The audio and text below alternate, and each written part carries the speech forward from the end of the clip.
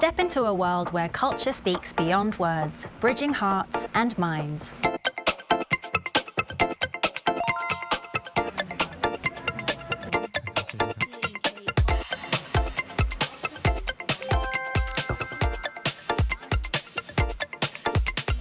Hello, this is your DJ Soojung for Culture Crunch.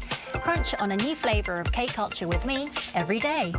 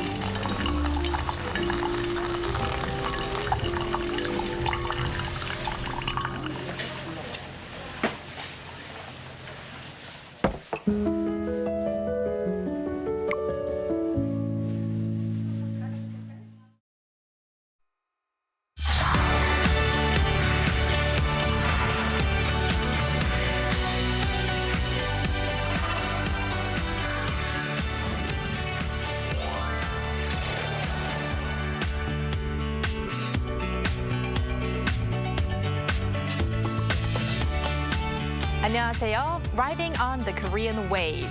Welcome to Thursday's edition of The Culture Wave. I'm Kwon So-ah in Seoul. Explore with us Korea's culture from all aspects and stay up to date with K-entertainment, K-trends, K-people, K-everything.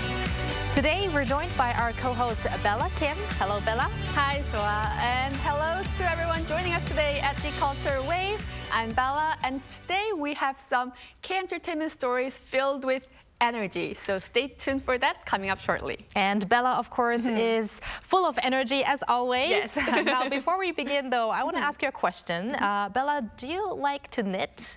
Knitting, Yes. wow, yes.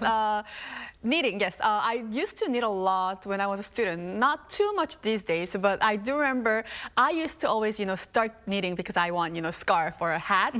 But usually my mom always, finishes it off. How about you, Soa? Do you like to knit? Well, to be honest, I'm not really good at doing things with my hands, but I like to sometimes watch videos that go viral with people knitting. Right. And it's just really fulfilling to see the process itself and, of course, also the end product. Result, yeah. Well, if you're looking for a new hobby in the new year, you might want to check out this next report.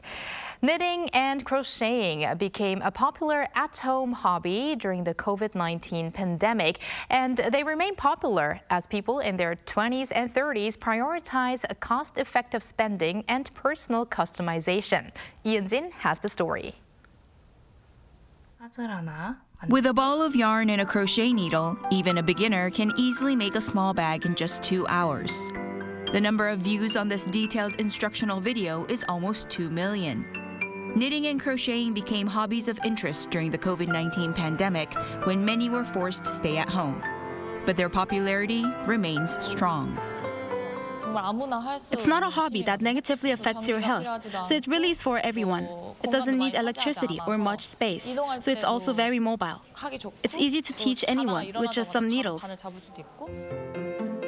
The conventional belief that needlework is a solo hobby has been broken, and it is becoming a healing culture that friends and couples can do together. With more related content on social media, needlework is becoming more accessible. From tools to various sample projects, one-stop knitting shops are crowded with needleworkers. Sales at these knitting shops have increased threefold from 3 years ago. I come occasionally. I do it at home as well, but there's something more healing about doing it here with other people. I get a sense of security, and it's satisfying to think I have a new hobby. From learning how to hold the needle to making the first knot, those interested can easily find instructions through a simple search online.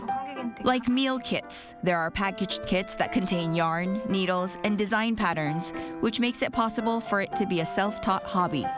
But there are also various introductory classes available for knitting and crocheting beginners.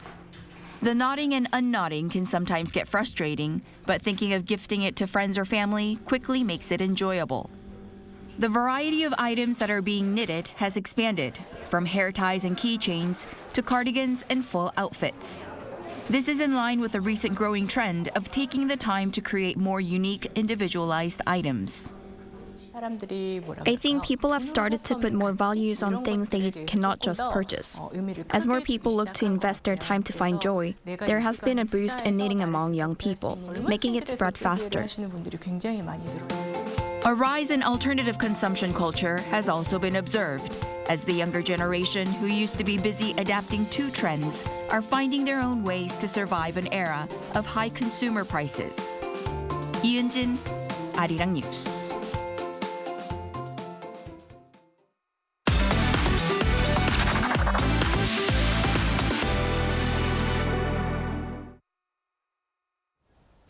Time for some K-entertainment news with Bella Kim. Bella, as you have hinted before, you have a very energetic story to start us off. That's right. With the new year starting, most of the songs that a lot of people listen to with the new year is Fighting 해야지, Fighting 해야지. It's 17th unit 부석순 BSS's Fighting. Well, BSS made a comeback with their second single album, TELEPARTY, on Wednesday. The album conveys the message: if you're happy at this moment, anyone can feel youthful regardless of age. TELEPARTY features 3 songs in total: CBZ Primetime, Happy Alone, and Love Song. Nice titles, but CBZ, what does that stand for? Well, CBZ is actually the title track of the album, and it's short for 청바지, which translates to jeans in English. Now, this is just the translation, word-for-word translation. What it really means is 청춘은 바로 지금, which translates to prime time, or this is your time to shine in English. It's actually a famous chant for cheers when you're drinking in Korea. I see. And all 3 members, Seungkwan, Hoshi, and GK, participated in writing the lyrics for all tracks of the album. And the music video for CBZ also saw a spectacular cameo lineup with singer Om Jung-hwa and also actor Moon Sang-hoon. Now, TELEPARTY, this album is filled with energy. It's such a perfect song to, listen to during the new year, starting with the new year. And you definitely want to give it a listen when you need that extra positive energy. Well, Buseok-sun always gives that positive and energetic vibe, just like you, Bella. And now let's have an exciting update on a film that we actually talked about before on the show. Right, we talked about it several times on our show. It's the film Harbin. The Korean film Harbin has been sold to 117 countries. Now, this news was announced by its distributor CJENM on Wednesday. They also noted that it is very meaningful that a film based on a Korean historical event has been sold to 117 countries. Harbin has already premiered in some countries, including the US, Singapore, and Indonesia, with releases scheduled in Australia, New Zealand, Taiwan, and many more later this month. And now the film portrays An Jung-gun and independence fighters on their journey to Harbin Station to assassinate Ito Hirobumi. The cast include Hyunbin, Park Jung-min, Jo Woo-jin, Jeon Yeo-bin, and Lee Dong-wook. Since its release on December 24th here in Korea, the film has topped the box office for 16 consecutive days, surpassing a cumulative audience of 3.77 million. It's really great to hear if you have historical movies really doing good, not only domestically, but also abroad, because this is then another chance for people in other countries to know more about Korea's history, and not K-pop and only other K-food, K-pop, and the more, let's say, modern K-wave items. But Bella, we're gonna end off with another movie, but a very different movie. Yes, very it's not cute a movie. Yes, it's a cute movie. If you like animation, you might be familiar with Korean animated film 마당을 나온 암탉, or in English, Leafy, A Hand into the Wild. Well, the 4K remastered version of the film will be released exclusive at Megabox theaters on January 22nd. The film was originally released back in 2011 and attracted over 2.2 million viewers, making it the highest grossing Korean animated film to this date. Based on the children's book of the same name by author Hwang Sun-mi, the film tells the story of Leafy, a hen who is destined to spend her life laying eggs in the chicken coop, and her journey to find freedom. And along the way, she adopts a discarded duck egg and grows into a mother. Now, the voices of the characters are played by Moon So-ri, Yoo Sung-ho, and Choi Min-sik, some of the familiar names. And the remastered version has been created using AI superscalar technology, which enhances video content to the highest quality.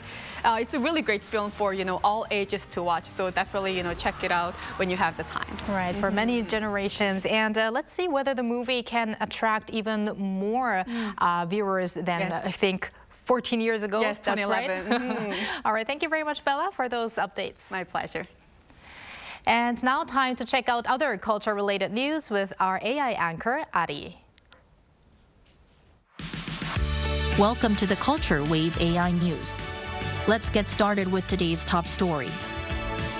Culture Minister Yoo In-chun visited Gyeongju, the host city for the 2025 APAC Summit, to review preparations for the event, touring around the key sites, including the Gyeongju National Museum and Bulguksa Temple.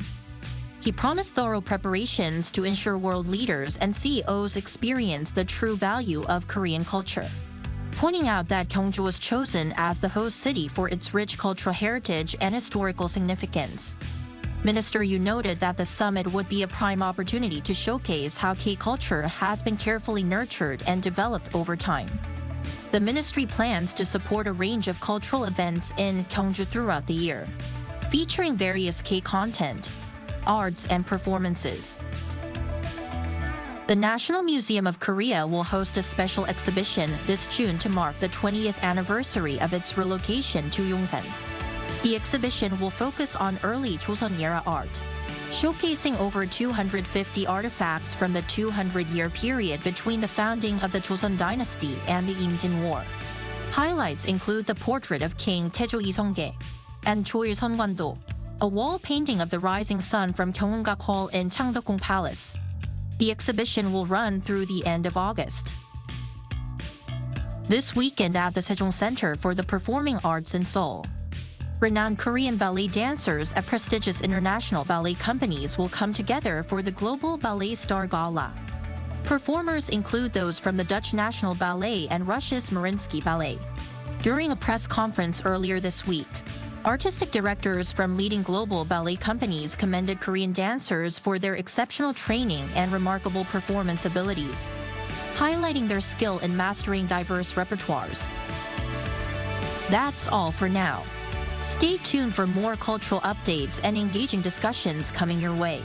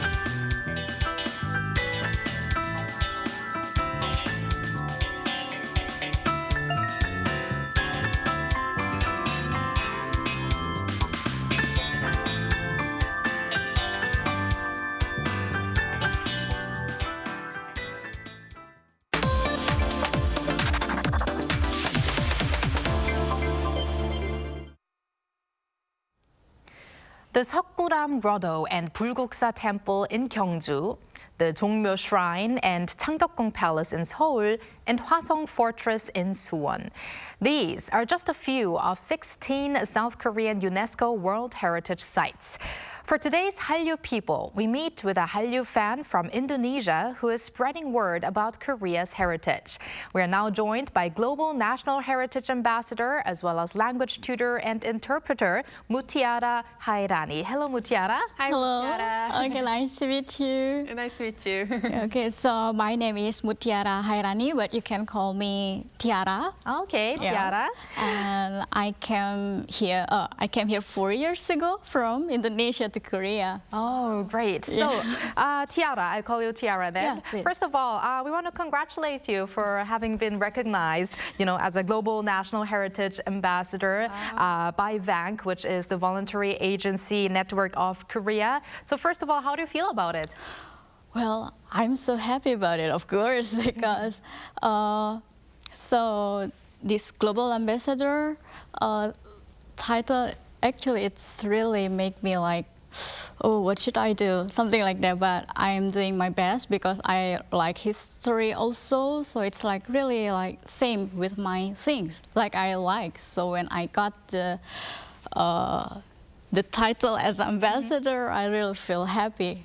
So yeah, I want to thank like Korea Heritage Service and VANK and also my families and also my teacher, actually, because I have teacher that teach me about, he really teaches me so much about Korean history, Korean customs, and everything about Korea. So I really want to thank him a lot. Okay, and speaking of VANK, let's talk a little bit about this network. How did you get to join VANK? Oh, I'm so active in Instagram, actually. So, so one day when I went to Instagram, I just find that VANK is like they're looking for the ambassador for national heritage. Well, I just applied right away. Since I love history, oh, okay, that's it. This is what I want to do. So you were the right person for it. Yeah. And you applied and you became a Global National Heritage Ambassador. Please tell us what you do as an ambassador. Okay, so as an ambassador, I have to promote, of course, I have to promote Korean national heritage, but not only Korean heritage, but also my country heritage. So I'm so happy to do both of them. So we received like missions, something like missions. So we have to create contents about 7 topics maybe, including K-food, Korean national heritage, like historical sites, in intangible culture also, and also the culture of Indonesia. So it's not only about promoting Korea, but also promoting Indonesia to Korea, Yes. so vice versa. Wow. That's Yeah. great. That must be very meaningful, Oh, it's really right? meaningful Both for Korean me. and Indonesian. Yes. Now, working as an ambassador, were there any, memorable activities that comes up on top of your heads? So in Indonesia we have batik. So batik is Indonesian traditional clothes, and I made it. I made like something like hanbok with hanbok touch with batik, and I really like to wear it. So when I meet Korean people, when I wear that, Korean people like, oh, it's really pretty. So I said, oh yeah, this is batik from Indonesia. But when I meet Indonesian people wearing it, oh, it's so pretty. Oh yeah, it's like there's like hanbok touch in here, so I can introduce hanbok with that. Wow. So what you're currently wearing is a batik. Not today. Not today. Okay. Maybe next time. Yeah, maybe next time. So, Tiara, I'm sure that there are many differences between when it comes to cultural heritages, comparing Korea's national heritages and Indonesia's national heritages. But were there also maybe any similarities that struck you? Similarities. Okay, so after I learned about Koreans and Indonesian, I found something interesting. So in Korea, they have like 하회 별신구 달놀이 in Andong, Gyeongsang-bukdo. But Indonesia, we have wayang. It's a puppet theaters, something like that. But the similarities is before they do the performance, they will do like some rites or exorcism, something like that. Like they're doing the offering to the village garden like deity. a ritual. Yeah, something like ritual. And like, wow, how can they do the same things? They do the ritual first and then they do the performance. Oh, I see. So those are some similarities that you found. Yeah. And now I want to go back to where it all began. You came to Korea 4 or 5 years ago, but how did you get so interested in Korean culture? Also, my first time to know Korea, it was, I think, 2013, when I was in my end year of high school. So at that time, my sister introduced me to Super Junior. Oh. Yeah. And my friends introduced me to Running Man. Yeah, and I like them. And once I like something, I really deep. I will find everything about it, and that's the start of my destiny, maybe, like with Korean. So it started with K-pop, but you're also really into Korean entertainment programs, Yes. which is Running Man. And I did hear that Running Man is quite popular in Southeast Asia and beyond. Massively. So massive. So, Tiara, now you are, however, particularly interested in Korean history, which I really find is interesting. So why is that? Actually, I really like history since I was a child. So I can say that museums are my amusement park. Wow. So, yeah, after that, after I get to know the Korean, and after that I tried to find out about Korean history. But at the time, 2013 and 14, there's no many Korean history material in English, and it's really hard to find. So that's when I started to learn Hangul and Korean language. I see. Wow. So Yeah. now I get why you earlier mentioned that if you like something, you really have to delve deep into it. So I see why you are a history person. And it's really not that easy to hear museum is like an amusement park. I really liked that expression. That's very, interesting. And aside from, working as an ambassador, I heard you recently became a certified tour guide interpreter as well. So now, as a tour guide interpreter, which place would you recommend to Indonesian tourists or maybe other tourists visiting Korea, and why would you recommend that place? Actually, there's so many beautiful places in Korea. I really want to introduce one by one. But if you would have a limited places, time, where would that be? In Seoul, I really want to introduce like Jongmyo, because like Jongmyo has the longest wooden architectural building in the world. So I want to introduce to them. And then about the 5 palaces in Seoul, like Gyeongbokgung, Cheongdokgung, Gyeonghigung, Deoksugung, and Changgyeonggung. Like there's no city in the world that has 5 palaces in one city. So yeah, I really want to introduce. Oh, and once more, I really want to recommend Andong Hahue village and also Gyeongju Yangdong village, because if you go there, you can see the well-preserved hanok. Like, yeah, not only the new hanok, traditional, but the traditional hanok houses in Korea. Yes. These places are really interesting to hear from the perspective of tourists, because usually, I don't want to say usually, but many people would recommend, I don't know, Myeongdong or Namsan Tower. DDP. Yes. So really, that's some great tips for people who really also want to go a little bit more, delve deeper into the history of Korea. Now, Tiara, I'm also really interested what kind of aspects of Korean culture currently are very popular in Indonesia? Currently in Indonesia. Yes. Okay, so if we talk about K-pop, like it's already been there like since 10 years ago. But these days, Indonesian people are like starting to like Korean snacks. And they know about yakgwa. So so when my friends come to Korea, they will ask me, Tiara, where can I buy the yakgwa here, or something like that. Which is a sweet dessert here in Korea, traditional dessert, yes. And if you go to Indonesia, people in Indonesia, especially the youth, they start to communicate in Korean language, even though it's little. Wow. So, in the past, we say like, "Oh, I love you so much," something like that in English. But these days in Indonesia, people like say "사랑해, 사랑해요," and the K-pop fans, they really like communicate each other with "진짜," 이게 정말. 진짜? Yeah. Wow. 진짜. Which means really, of course. So that's interesting, and it's Yes. kind of a moment that makes us proud. Very I would have to proud, yeah. say. Yeah. Now, last but not least, Tiara, what are your future goals as an ambassador that promotes culture between Korea and Indonesia, and also as well as your goals as an interpreter or a tour guide? Okay, so I had dreams as a diplomat, but yeah, it's too late for me to become diplomat now. You are actually already a diplomat. That's why. So I know my dream is to become a civilian diplomat. So I'm a civilian, but also doing what the diplomat do. As diplomat, create like good relations between country and country. So as an interpreter, as a teacher, I will like,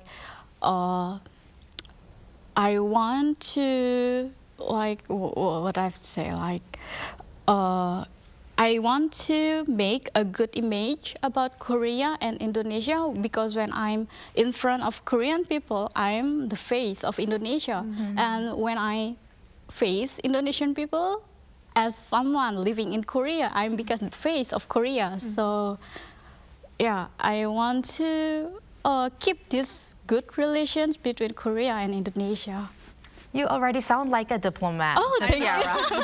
Thank you so much. Wow, well, that's all the time we have today. Thank you very much, Tiara or Mutiara, for joining us today on the program, and also for your role in promoting Korea's national heritage out there to the world. I mean, especially because it's not something that foreigners are exposed to that much, like they are exposed to K-dramas or K-pop. So thank you very much, and hope to talk to you again. Yeah, thank you very much for having me. 감사합니다. 감사합니다.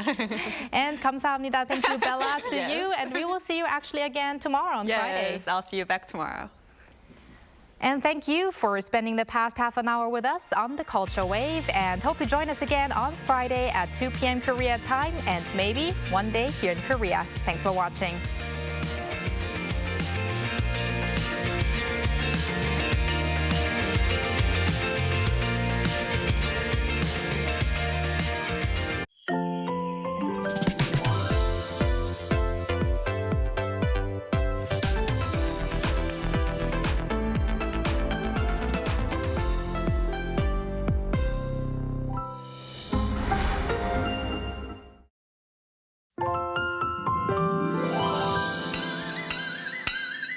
It's go time.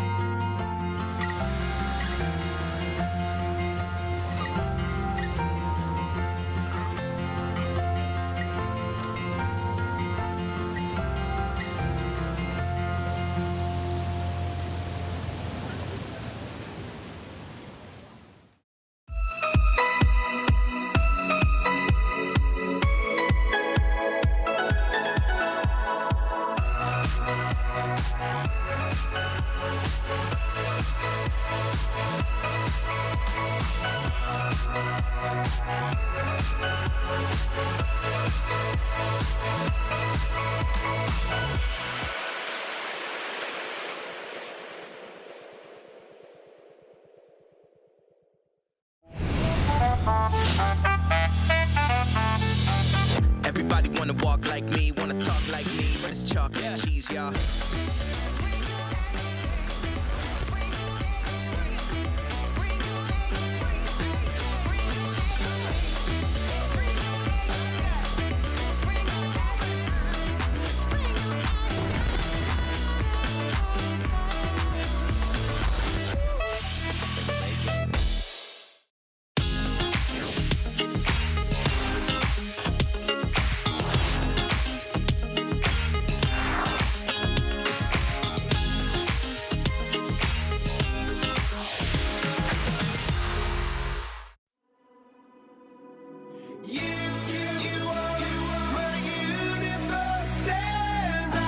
We're here to bring a new type of news show. New insights and new styles and new topics every day. We are News Generation. Bring news just for you. It's Thursday, January 9th here in Seoul. I'm Song Yujin and you're watching News Generation. Today we're joined by Jessica Dainhong. Happy Thursday, everyone. Happy Thursday. Yay. And Kang Won-ju. Good morning. Good morning. Now both are here to speak on behalf of those in their 20s and 30s. So we're going to begin with our keyword news. Our keyword news for this Thursday is cold snap. The Korea Meteorological Administration issued a citywide cold snap warning for Seoul on Wednesday evening. This warning is issued when daytime lows are expected to drop below minus 12 degrees Celsius for at least 2 consecutive days. And today, temperatures across much of South Korea are expected to stay below zero all day. So I want to ask our panelists, how was the weather on your way to the studio this morning? And we're seeing a rise in cold and flu cases here in Korea. So what are some practical tips on staying warm and healthy amid this cold spell?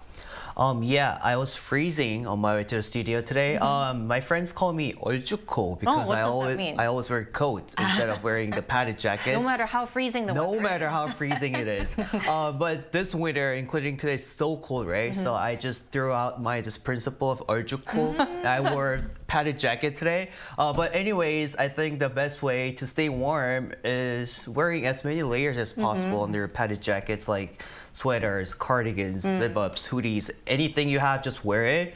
And another tip is to use a hand warmer right here. Yes. Hand warmer. I always have one in my pocket and I also have a spare one in my bag. So a tip for using this hand warmer is to shake it as fast as you can and about 10 minutes before you leave.